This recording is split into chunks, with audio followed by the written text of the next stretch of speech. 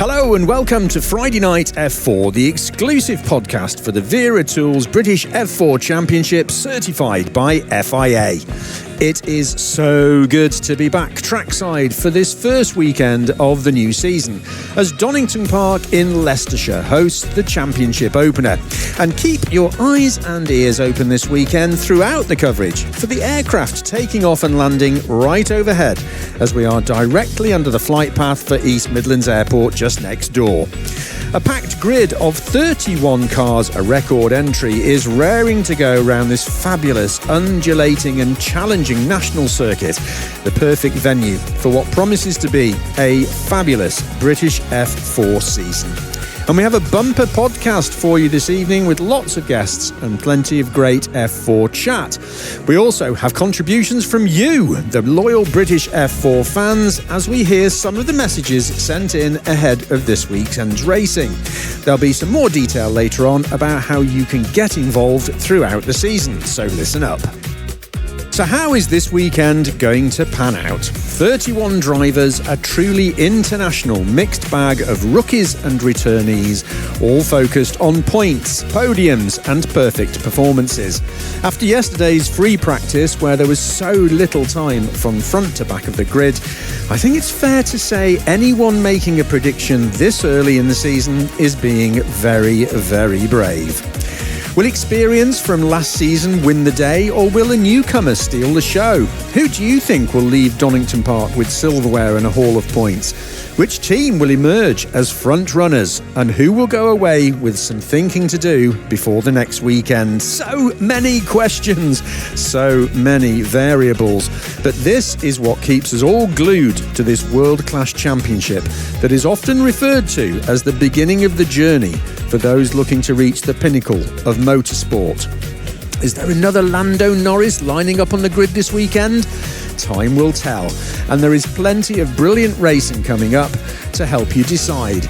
And who are you going to cheer for throughout the season as we travel the UK and across the channel to Zandvoort to some iconic racing circuits? You may have to decide who are your favourites.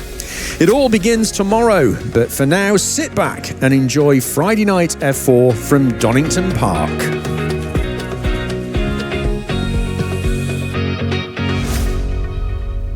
Coming up on Friday Night F4. Coming up this week, joining me in the studio in the F4 Race Centre will be Hitech team manager Dominic Stott, plus a Scandinavian delegation comprising Leon Hedfors, Scott Lindblom and Vegard Klemetsen. Chris Dittmann Racing teammates Daniella Sutton and Henry Mercier drop by to look forward to this weekend, and we'll also hear some of the Instagram voice messages sent to us by fans and read out some of the pre-season comments that dropped in our inbox. But first, I caught up with Championship Manager Lake-Grange for the latest from the behind the scenes of the Wera Tools British F4 Championship about new sponsors and what to expect this weekend. Well, Eve, here we are. I know we spoke a couple of weeks ago and we said we're really looking forward to it. Media Day, we were both smiling, both excited, and now we're on site. And we've got jumpers on because it's cold. Donington Park this time of the year, it's 4 seasons in one day potentially, isn't it? It really is. We had we've been here since Wednesday, and I think we had it was beautiful sunshine when we arrived, t-shirts, and then by the end of the day, thunderstorms. Yeah, and I think that might continue this weekend, mustn't it? But fantastic. The season starts here. I know that you were here yesterday when free practice was going on. What was it like when all of those cars, this record grid, filed out of the pit lane to go on their free practice sessions? It was a pretty special moment, actually. It was, we're all really proud of what we've achieved, but yeah, when you see them all lined up and the noises they all went out, it was pretty special. What was funny is obviously you watch them go and then they're still going, and the cars were already going on set and they're still going. They're still going. So it's been pretty special and a nice moment for the whole team. And it was interesting looking at the timing as well. I mean, there was under a couple of seconds, I think, between front and back for some of the drivers who don't have much experience of Donington Park, which was a staggering small amount. Wasn't it? Oh, 100%. I think at one point in the morning session I looked and there was 26 cars, just a second between them. Yeah. So, yes, it's going to be a really, really close season. close is possibly the operative word. 31 cars, Redgate corner. Yeah.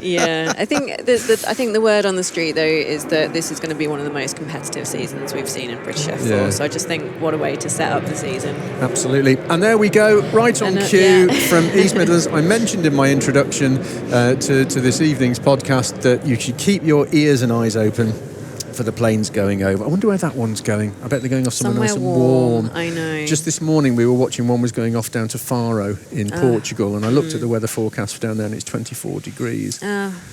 Oh, if only, right? Anyway, we move on. Yeah. Now, since we last spoke a couple of weeks ago, Ella Lloyd has rejoined. Fantastic news. Yeah, so she's doing a few rounds with us, which it's great to have Ella back. We love Ella. And having her F1 Academy, but to be able to have a couple of British F4 rounds alongside to complement and still welcome her back to the paddock, it's good to have her back. It's good to see Ella, who is lovely and great to chat to. It's good to see her career developing with the F1 Academy as well, isn't it? Yeah. I mean, she's turning into a very tidy driver there and getting a lot of experience under her belt. She really is, and that is one of the nice things about British F4. I think you capture them at such a young age, and then to be able to see them grow into, the great, not just great drivers, but the great people that they are now as well. And it's often been said, hasn't it, that this championship, which has a global reach, as we know from the entry list this year, is where the journey begins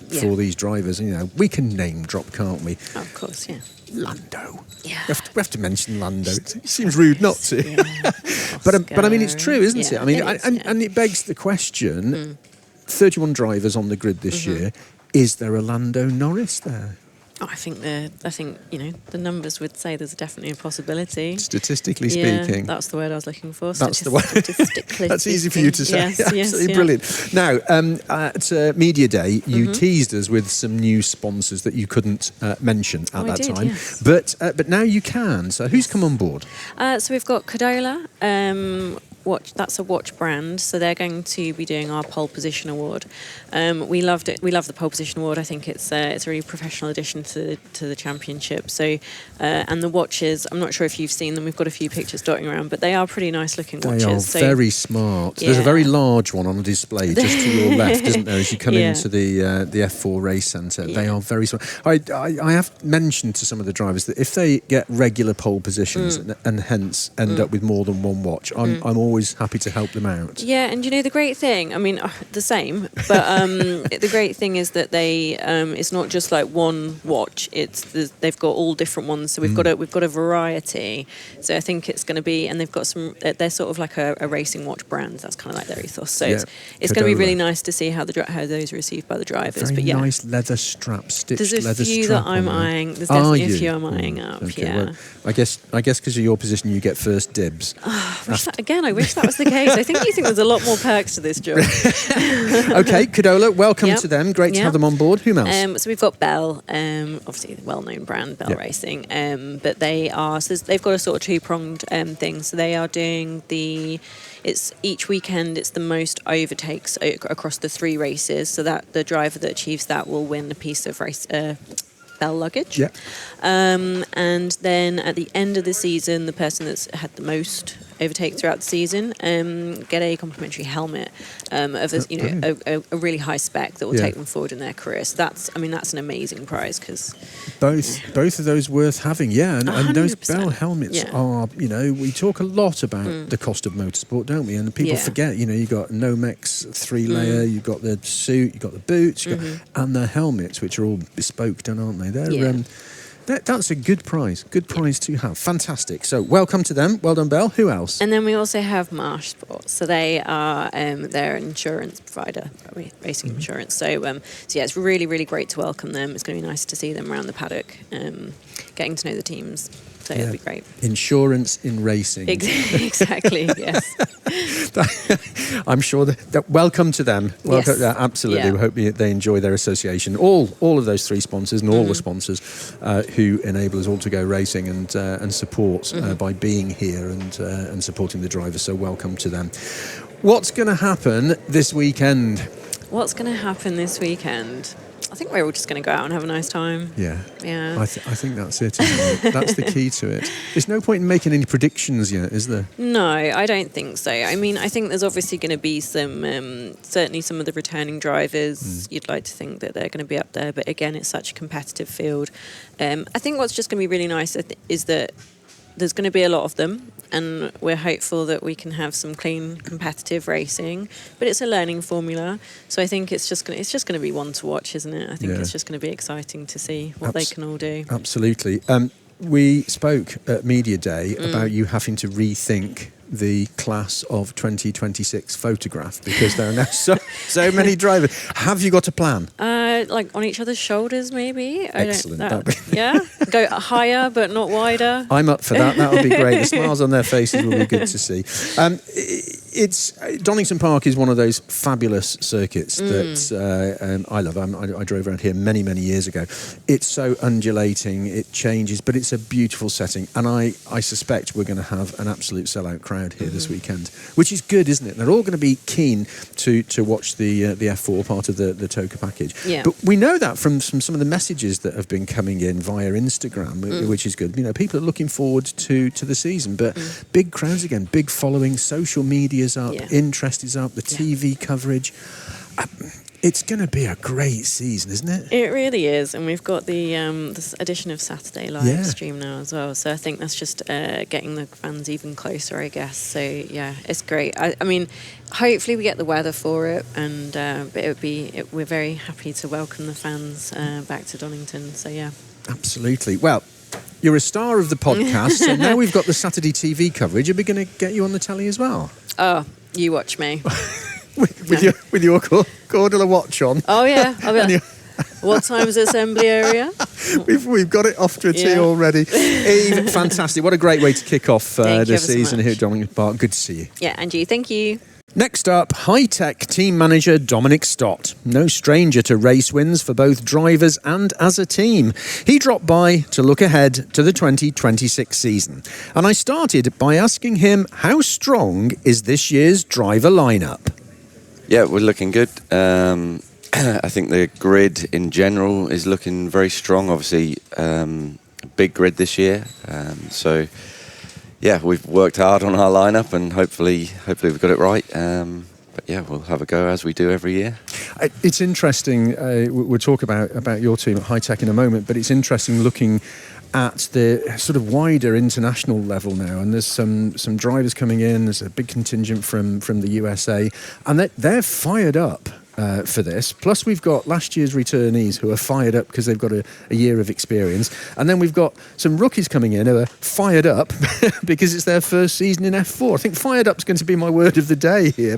But just from Media Day, they've all got that back to school look in their eyes, haven't they? Yeah, it's another different year. Obviously, the British F4 grid is looking really strong. Like you said, a big international lineup. I think we've managed to sneak a British flag on one of our cars for Theo, but yeah, the most international we've had. But it's another mix of drivers, and it should be very interesting. Let's talk about your contingent. Theo had a good free practice session or two yesterday, didn't he? Which means he's come, to Donington Park, car out of the box, looking confident. Yeah, he's in a good place at the moment. He's worked hard over the winter. We were out racing in the Middle East. Doesn't feel like we've stopped since last October, but yeah, he's been really strong. He just seems to be in a good place. The others are working on various bits, and hopefully we'll be near the front on Saturday, but you never really know until the flag drops, so we'll see. So talk me through the rest of the team. So we've got obviously Theo Palmer, who's come to us, did part season last year, and looking to really progress this year. And again, winning a race out in the Middle East, looking strong. We've got Adam Alazari, who's come across from another team. So yeah, he won races last year, so we're hoping for more of the same. Scott Lindblom and Chiara Batig, the two Red Bull juniors. Again, just looking for strong results. I think this year is going to be really about putting it all together and just consistently scoring points. There's a lot of drivers out there, so it's last year. Some people might be happy with the top 10, but we've talked to our drivers. It's really about how many drivers are behind you now. Like there's, if you're 10th, there's 20 odd cars instead of 10 behind you. So it's going to be about getting in the points and just trying to score consistently across the 10 weekends. 31 cars on the grid, a record entry, brings with it a number of challenges, not least of all because the tracks are the same size, yet we've got additional cars on the grid. I mean, is that a conversation that you're having with your drivers as well? That element of the racecraft bit and spatial awareness, what's around you is important. I think so. I mean, for us, I feel sorry for Eve, who I've just taken her seat because I think it's probably more stress for her than me. But for us, we race in other championships where there's upwards of 30 cars, so we're kind of used to it. It's tricky on the smaller tracks. There's going to be a lot of traffic, so a bit of management there and just keeping the drivers cool if they do hit traffic. But we've run 4 cars for the past 4 seasons, so for us it's business as usual. I think hopefully it benefits us that other teams are expanding and maybe getting used to that while we're kind of carrying on as we were. So it's a challenge. Like I said, some of the tracks it's going to be busy, but it's not something we haven't done before. So. Absolutely. Now, you're no stranger to both driver wins and team wins, you and Hitech. And of course, we go back to that time at Silverstone where you just commanded the podium effectively, didn't you, on that weekend, which was tremendous. Is that level of consistency doable, or does it bring additional pressure? The more successful you are, does it bring extra pressure, Dom? Yeah, I think so. I think obviously the drivers that come to us are coming to a race-winning team, so they expect to be race-winning, and sometimes there's a bit of a reality check that you can't just jump in a silver car or blue car and be quick. So we do what we do. We're here to try and win. Things keep pushing us forward every year. We wouldn't come back if we were trying to make up the numbers. So, it's difficult. It's difficult now. We've had the same car for a few years, so, trying to find that extra small bit, and it's small bits every time. So, I think really now across the grid, it's about getting all the small details right. And if you can do that, then you should be there or thereabouts. Yeah. How is it going gelling the 4 drivers together as part of the Hitech family? Because last year you had your hands full because you had 4 drivers. It's a bit calmer this year, for sure. They were great. I mean, they really were good fun. They were a nightmare to interview on occasions because when they got together, they just bounced off each other, which was lovely to see. But, I mean, you say you've got a bit calmer this year. How is that going? Because you've got, again, 4 different characters. No, it's really good. I think we've said before, we've talked about it, it's about getting the 4 drivers in our team, in our truck, to work together. And there's definitely some different personalities, but, they're all working together already really well. And Scott and Theo have been with us since kind of October, November. Chiara's been in and out. She went to do a different series over the winter. Adam was with a different team in the Middle East, but they've all come together, and recently we've done a lot of private testing away from everyone else, and it's really got them working together. And to have a group of strong drivers, we try and make them realise that they need to look at each other, and that's where they're going to find the gains. Trying to work on your own doesn't help you. So pushing each other, one might be quicker in turn 1, one might be quicker in turn 2, and they need to grab all that information. It's all there for them. And what we do in our awning, in our truck, is all work together. So I think they kind of feed off that, which is really good. but yeah, it's definitely a bit calmer. But I met all of them at Media Day, and obviously Theo and Adam, we just picked up from last year on what they were going on. Chiara was lovely, as was Scott. And I'm just looking at the I always look at the photographs from the teams on the website to see who smiles in the photographs. And Chiara, Theo and Adam are all smiling, but Scott's very serious. Yeah, he's probably actually the one that smiles the most. Is he? Yeah, is he the joker in the pack? I mean, there's always a joker in the pack. He's I'll ask him about that later. He's the youngest, I think. So right. Yeah. But I mean, yeah, they've been with us for a few months now, and you see them maturing and changing already, and just being more confident in the group that's around them, knowing that we're there for them, and they want to make us proud as well, which is really nice. You know, when we've had little setbacks in testing or racing so far, they almost feel like they're letting us down, but we're all there together, you know. So. Yeah. So this weekend, points, podiums, consistency, no dramas. Is that the briefing? Yeah. I mean, look, I think there's a favourite out there, probably getting all the noise at the moment, and we're there to make sure that we're in the fight. I think Donington, the first round, hasn't always been our strongest. You know, it's a different step for the drivers. There's a lot of fans.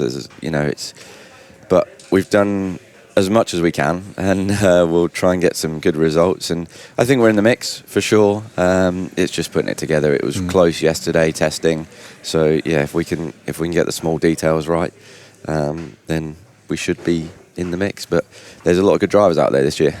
There are. It is a strong grid, and I think there was under 2 seconds, wasn't there, from front to back on a free practice day. Now we know, people have different setups and they're doing different things, and it's always nice to have the bragging rights from one of those sessions. But it is close. It's going to be close in qualifying, and it's going to be close in racing. Yeah, for sure. Like the top few were separated by less than half a tenth, I think, yesterday. So, that's less than a blink of an eye. So, it is. It's going to be a great season. Really good to see you. I'm very impressed with this new husky voice that you've developed. It's got nothing to do with any karaoke that was carried out.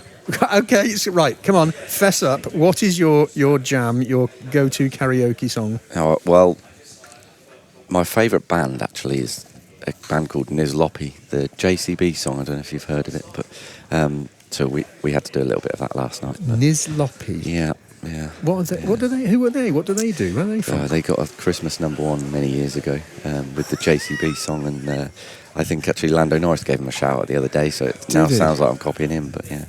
Nizloppy, the JCB song. There you go. Fantastic. Yeah. But, were you any good? Did you get a round of applause? I think so, I guess. Marvellous. Yeah, well, it's sounding good to me. I've also got to do... The guys in the team wanted me to do this because they want to know, people listening to this, if anyone comes to our morning and says they've heard this podcast, and the first one to come and say it over the weekend will get a Hitech hat. I've promised. Wow. So there you go. There's a little giveaway for you. The first person to come to the Hitech awning in the sport paddock here at Donington Park and this sing weekend, the JCB song, let's say. That's pushing it. But if they come and find one of the team and say, I listened to Dominic on the podcast, you'll get a Hitech hat. Yeah, we'll even get the drivers to sign it if you look at that. That's a cracking offer to the season. Dom, as always, an absolute pleasure to catch up with you. Have a fabulous Donington, but moreover, a really good season as well. Thank you. Great to hear from Dominic, and remember that great offer of a Hitech hat for the first person to go to their awning in the support paddock and say they heard the podcast, and maybe remind them about the JCB song. Not that any proof was needed, the British F4 has a truly international appeal, and this year it's more noticeable than ever. In last week's season preview, we heard from drivers from the USA, and now we move to Scandinavia. First up, Scott Lindblom and Leon Hedfors, who are old adversaries from their karting days. What have you been up to since I spoke to you last, Scott? Yeah, I mean, obviously just doing some testing. I wasn't at the Donington day where we were at Croft just doing laps, and then I've obviously just been at home and doing some time on the sim. Yeah, which we've talked about, haven't we? And how the sim is slightly different to being actually on the track here. Liam, what about you? What have you been up to? Just the testing together with the team, making sure to spend some time with my family as well, and with my little brother who's always away.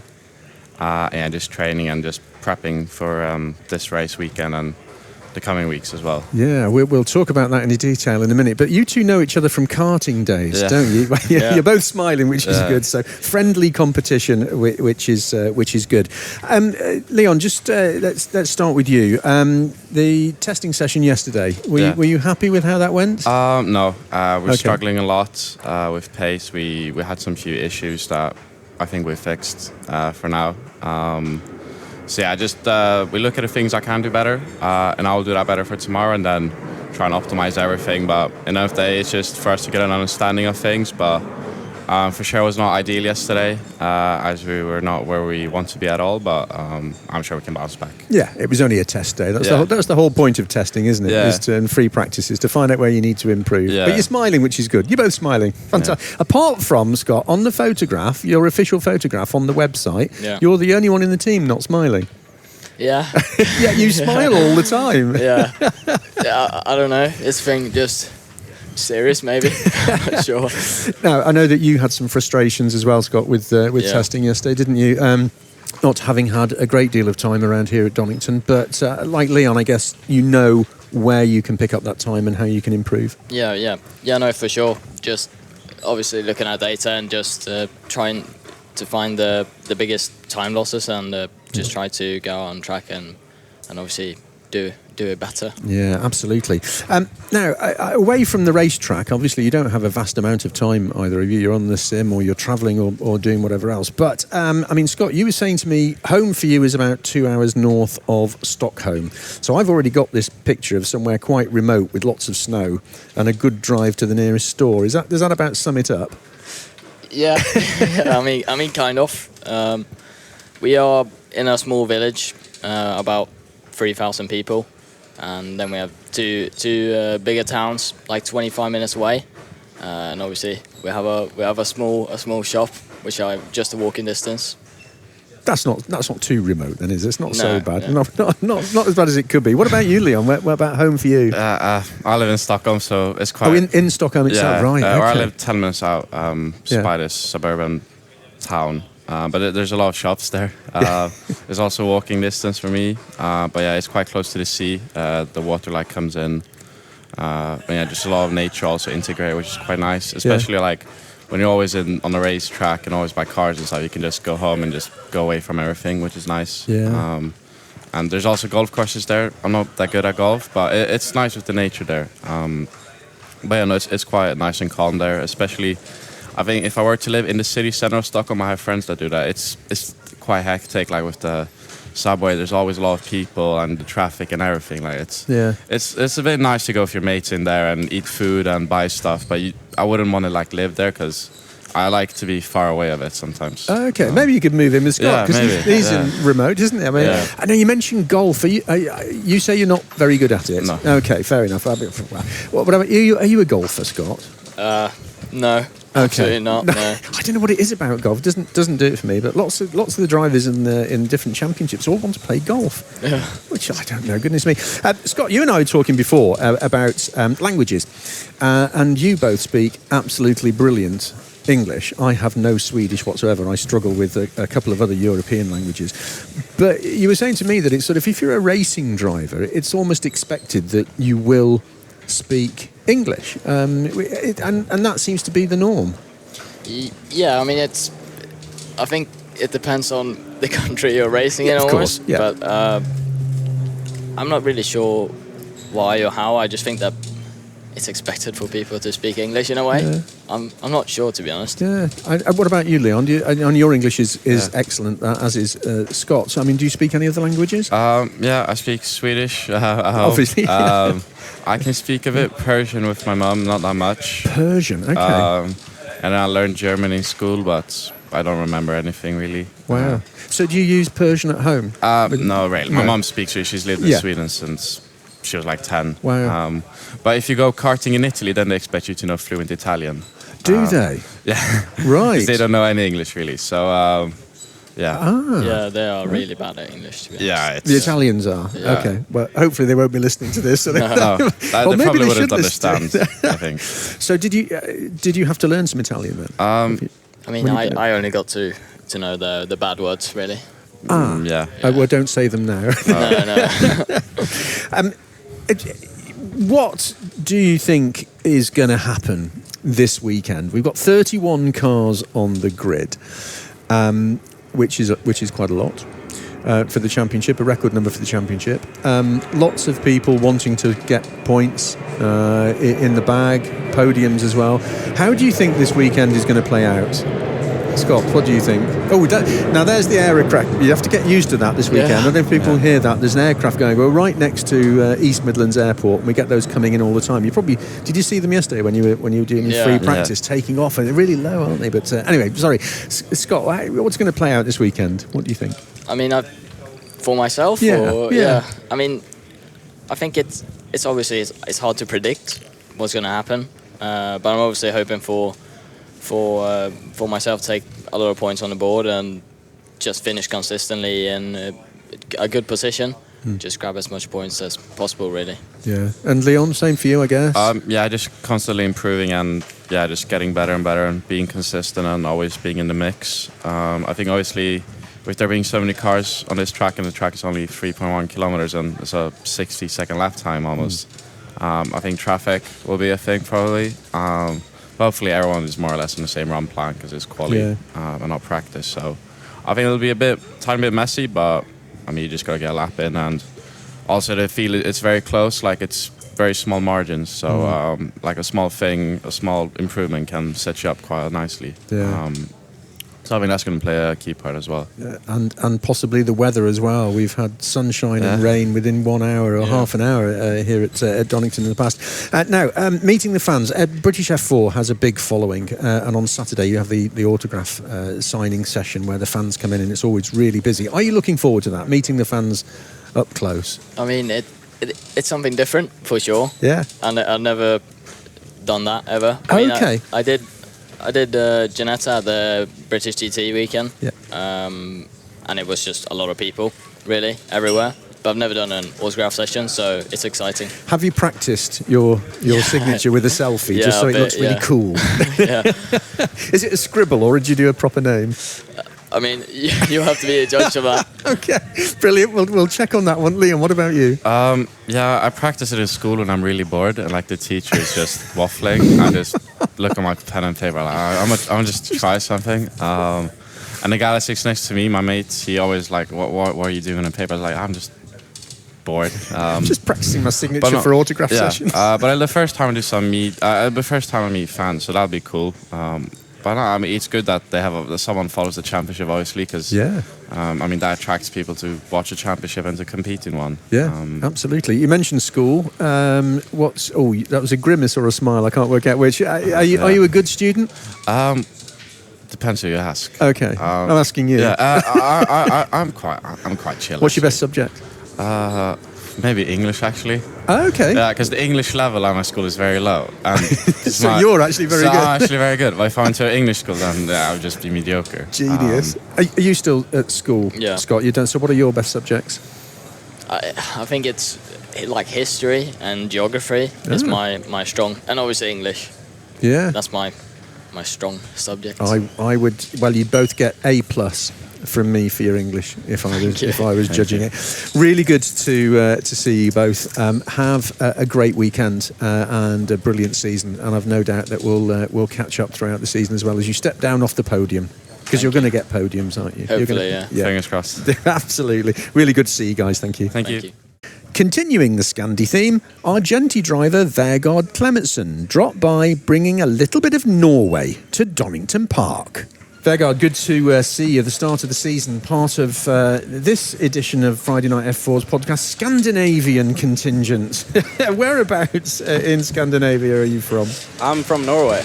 Norway, so we've got a good Swedish contingent and you're the Norwegian representative. Yeah. Whereabouts in Norway are you from, Vegard? It's like in the middle of the country, more up north. Okay, is that quite remote? Do you live in a fairly remote area? Yeah, it's quite remote, so we don't have a lot of racing drivers coming out there. So it's quite rare to see someone from where I'm from going in motorsport. Okay, so are you a hero in your town then? Are you like a celebrity because you're in these championships? No, I wouldn't say so, but It'd be great if you were though, wouldn't it? That'd be yeah, really good. maybe if I win some more, then hopefully I'll be a hero. That's the key to it. That is the key to it. So, Donington Park, start of the season. You've had a little bit of time around here, including free practice. How did that go for you?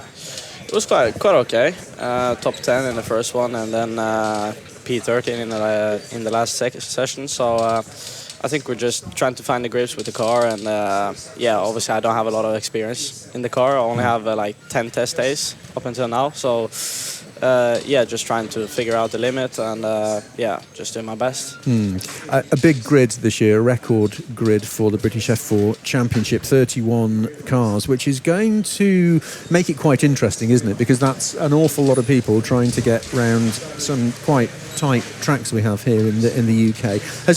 Have you been already sort of considering that as part of your approach to your racing? Yeah, of course, it's really challenging with that many drivers on the track. Like yesterday, even when we did a quali run, I got some traffic. That's why I came quite far back. So it's quite tricky when you have that many drivers on the track. So it'll be hard. Sure. How much time have you had learning the various tracks here on the sim? I'm not on the sim. I did one sim day. One, okay. Yeah, here at Donington. So I had one day. Wow, do you have a sim at home? Yeah, I do. Okay. So Is it like a big rig with 3 screens and all the I have the bells and whistles? Yeah.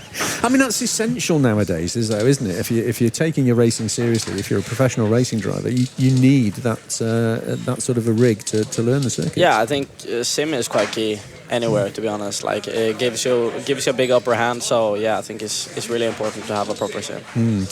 How are you settling in with Argenti and your teammates? Yeah, it's gone quite good, to be honest. Really lovely guys. So getting to grips with the team. It's been okay. I was speaking to Scott and Leon before about languages, and your English is brilliant, as is theirs. My Scandinavian, any of those languages, I'm lost on. But they were saying to me that it's sort of essential for racing drivers to have English as a second language when you go around the world now. I mean, is that something that was conscious for you when you were moving into racing, or was it something you would have done anyway? No, not really. I think in Scandinavia it's essential to have English. We all learn English in school, so it's just a natural thing from like kindergarten where we learn English, and you watch YouTube and everything is English. So yeah, we just learn English from a very young age, and it's just nothing I think about, to be honest. Although they were saying to me that if you drive in Italy, they all expect you to speak Italian. No, not really. You speak English there as well. Fair enough. Looking ahead to the season, if we think about perhaps the halfway stage, we've got sort of 4 rounds, and then we have a short break, and there's some other racing which isn't part of the championship coming up as well, and we've got Zandvoort to look forward to. What are you hoping? Where are you hoping to be by the halfway stage of the season? In the halfway stage, it's hard to say. Right now, the goal is just top 10 in my first race. So I will be really happy with a top 10 finish. Coming in as a rookie, I have very little to no experience. So top 10 right now, and then at the halfway stage, hopefully we're closer to top 5. That'll be the ultimate goal for sure. Consistency and being in the top 10 is going to be crucial, I think, this year, isn't it? Yeah, for sure. Saturday, as I said to all of the other drivers, is the autograph session here as well, where you get all the fans turning up and you do your pictures. Have you practiced your signature, your autograph? No, I always had the same autograph, okay. So stick with that one. Can you?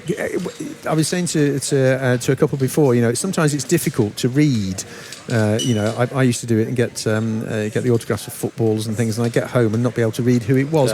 Well, I know it's yours. Can I read your name properly, or is it a scribble? No, I think you'll be able to, because the first letter is just a V, and then I do a dot, and then I write my last name. So. Right. Easy peasy. You looking forward to meeting the fans on Saturday? Yeah, it'll be nice to see everyone who's enjoying motorsport. For sure, it'll be nice to see. Absolutely. Well, I think it's going to be a great season. I wish you the very best for the season. It's a bit chilly now, isn't it? I hope we get a bit warmer weather and some higher track temperatures over the weekend. But have a great season. Really good to see you. Thanks for coming in. Thank you very much. Next, we head to Chris Dittmann Racing for returning driver Henry Mercier and newcomer Daniella Sutton, both with hopes and aspirations for the season, and each at very different stages of their F4 journey. Pleasure to welcome into the studio at the F4 Race Centre Daniella and Henry. Hello to both of you. Hello. It's the second time this year we've spoken as well, back at Media Day. We were in the warm then, weren't we? Yeah. Yeah, Henry's been complaining, Daniella, that he's cold. He's got 3 layers on, and you're just sat there in a t-shirt. I hope not just a t-shirt. Yeah. That would be a bit. That would be a bit odd, wouldn't it? But you get my drift. I hope the weather's going to be a little bit warmer here at Donington this weekend. But it is a sort of place where you end up with 4 seasons in one day, isn't it? I mean, on the media test day, there was all sorts of weather, wasn't there? So, okay. Let's first of all talk about free practice yesterday. Danielle, how did you get on? I made a big improvement. So this, it hasn't been easy over the winter period to catch up, and like the transition from front wheel drive car to a rear wheel drive car with downforce. But this test session, this test day yesterday went a lot better. And I started off in a lot better position. Yeah. And I think overall it went really well, and hopefully go and push for that last little bit in qualifying on Saturday. Okay, so you're on the learning curve, but Henry, you've been here before. So bringing that extra experience in, I think we've spoken previously, is something that you're going to be hoping to draw on. Yeah. How was your free practice session? I was quite happy with it. I think there were a lot of positives, and everything was there or thereabouts in the right places. Ending the day right on the edge of the top 10 was obviously where I wanted to be. I do think there's a bit more in it. I want to improve a bit. I know there's more in me, so I'm happy with the result. But at the same time, I did want a bit more, and I do think there was a bit more there. So. Content, I'll say. Content. That's not a bad place to be, is it? Now, you're both at Chris Dittmann Racing. Henry, you've been here before. Danielle, you're new to the series. How's it working between the two of you? Are you learning lots from Henry, Danielle? Have you had much chance to chat? Well, obviously we chat in passing, but we cross each other's data, cross-analyse each other's data. So sometimes Henry will be quickest in the team. And then we'll use Henry's data to compare to and analyse. But yeah, we talk a bit. Maybe we'll talk a lot more as the season goes on. Henry, coming back for a second season, there's a big grid this year. It looks like an incredibly competitive grid as well. It's going to be different to last year, isn't it? For sure. It's obviously more cars on the grid. There's a lot more to manage in a qualifying session, for example. When you've got 20 cars on the grid versus 30, it's a lot easier to find your space, get in a rhythm with 20, whereas with that extra 10 cars, that's a lot more track that's being taken up. So I think a big part of qualifying will be finding that gap in what is such a big grid. So I think that will very, very well make or break a qualifying, and I think I'll hopefully use that experience to my advantage in that. Okay, and Danielle, for you, you're coming into the series with a record number of cars on the grid. I mean, that's going to take some sort of getting your head around, isn't it? Because the tracks are still the same size, but there's more cars to navigate. I mean, is that something you've been thinking about? Not particularly, because I came from Fiesta Juniors, and there's hundreds on the grid. Yeah, there was quite a lot of cars on the grid then, so it doesn't really intimidate me, the fact that there are more cars. I suppose it poses more of a challenge in a way, and seeing how far I can get up, and I suppose the further you are up in a larger grid is more commendable than a smaller grid. Absolutely.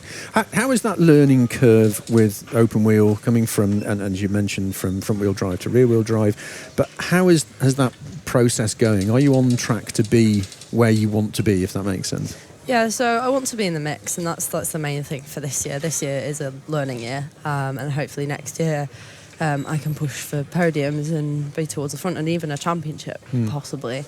But this year is going to be a big learning curve, and I think I'll learn a lot about the car and myself and the way that motorsport works in larger paddocks.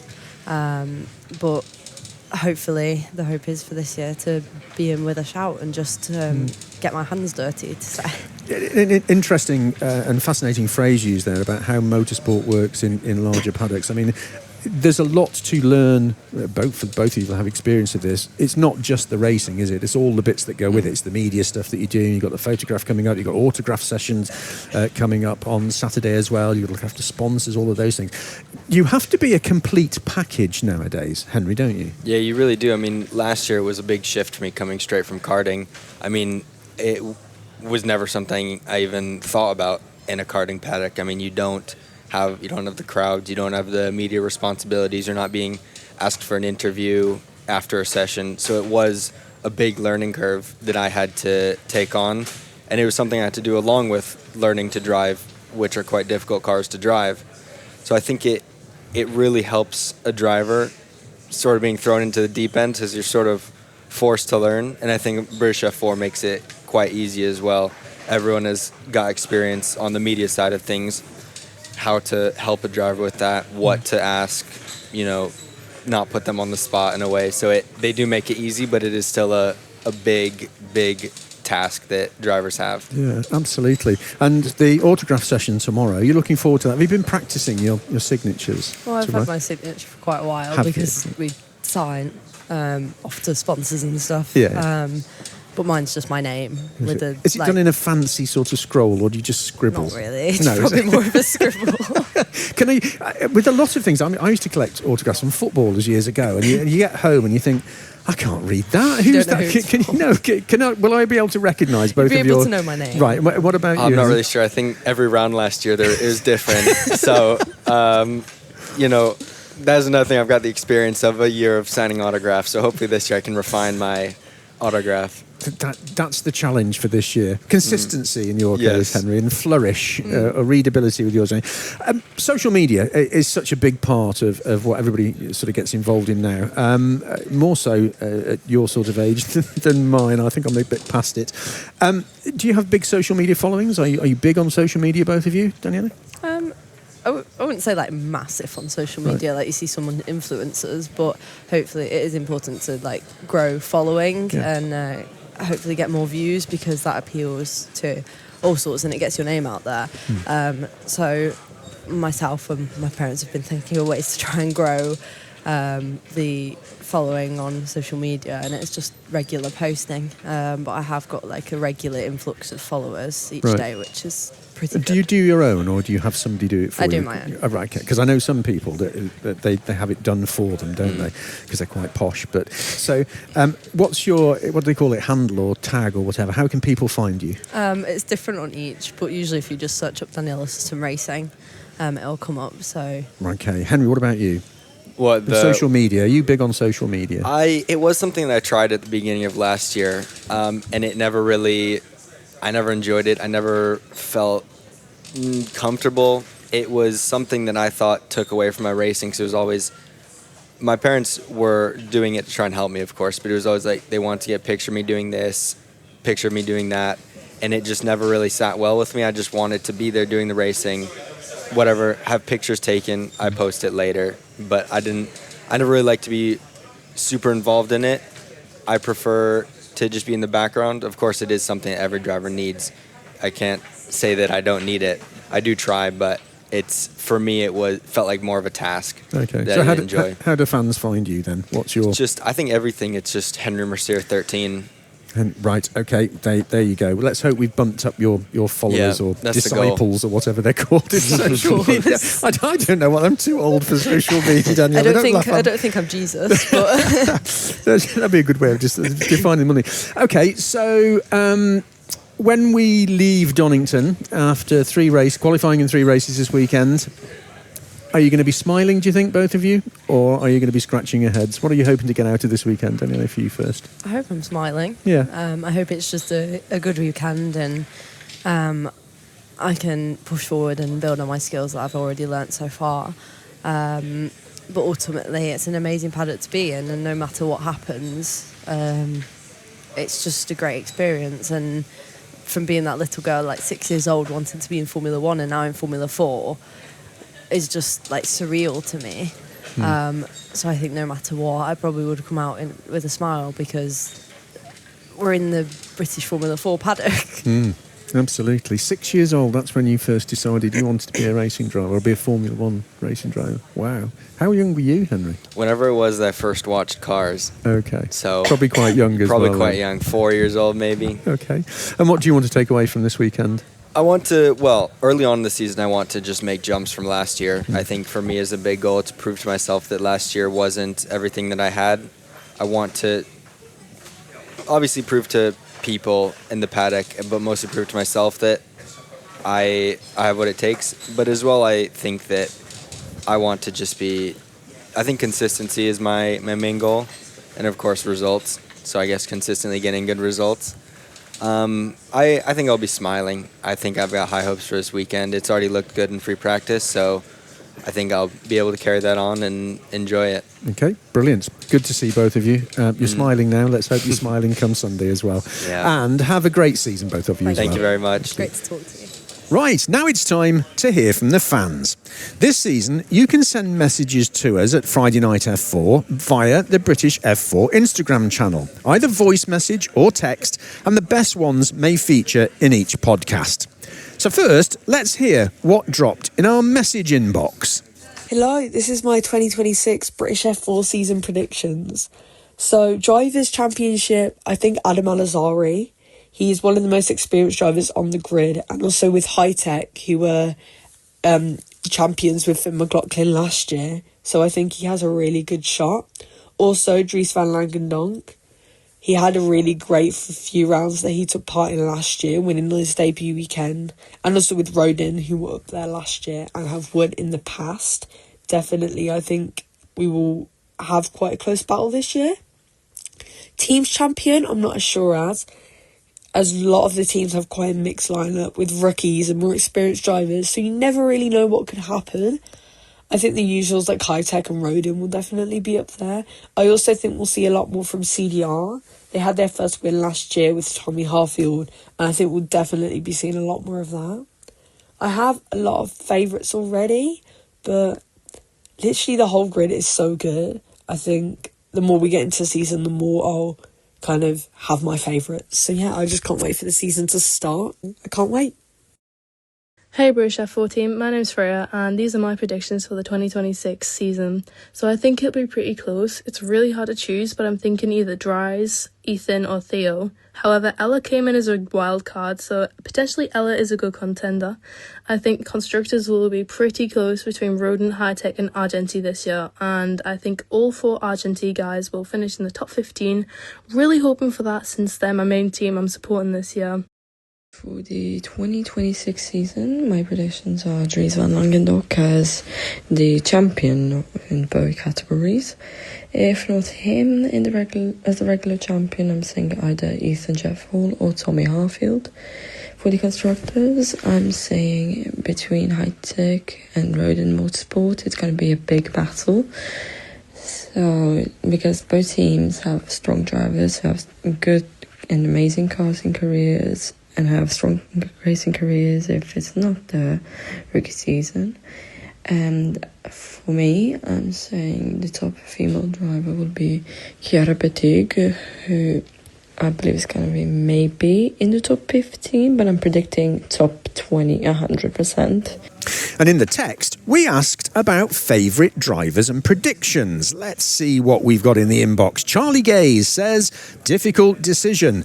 I'd love to see Ethan Jeff Hall become overall champion, but I've got plenty of favourites that it's not easy to pick. I'm also tipping Cam Nelson Racing as a dark horse. Glenn Allett writes, I think we're going to see a titanic scrap for the title between Dries van Langendonk and Tommy Harfield, with plenty of others emerging stars showing their talents across the season. I can't wait for this to get going. I'm with you, Glenn, on that one. Adam Rees says, champion Dries van Langendonk, teams champions Rodin, Dark Hort, Kit Belofsky. One to watch there. And Evie Stevie comments, I'm putting my money on either Dries or Ethan. Hitech is my favourite team, and Cole Hewitson, Ethan Jeff Hall, Chiara Battig and Alfie Slater are my faves going into the season. 3 exclamation marks. Thank you for those comments. Keep them coming in and we'll read out the best ones each week. And that's it for this week. A great way to start the season here at Donington Park, where all fingers are crossed for good weather, a big crowd and some great racing. You can keep up to date with every session via YouTube, the British F4 website and the usual social media channels, and of course live on ITV on Sunday as part of the TOCA BTCC package. Qualifying is at 11:40 tomorrow, with the first race lights out at 5:15. Sunday sees 2 races at 10:40 and 5 to 4. You can catch all the exclusive driver interviews straight after each session direct from Parc Fermé and the podium via the media pages on the website at FIAFormula4.com. If you missed any of this week's podcast episode, you can use the Listen Again feature to catch up, and remember to join us again at 6 p.m. UK time on Friday the 8th of May from Brands Hatch. My thanks to the Friday Night F4 team, Eve Lake-Grange, Flora Scott, Ben Bunell, whose name I've pronounced correctly this week, and Matt Jones. This has been a Create Media production for the Wera Tools British F4 Championship, certified by FIA. I'm Steve Taylor. Thank you for listening.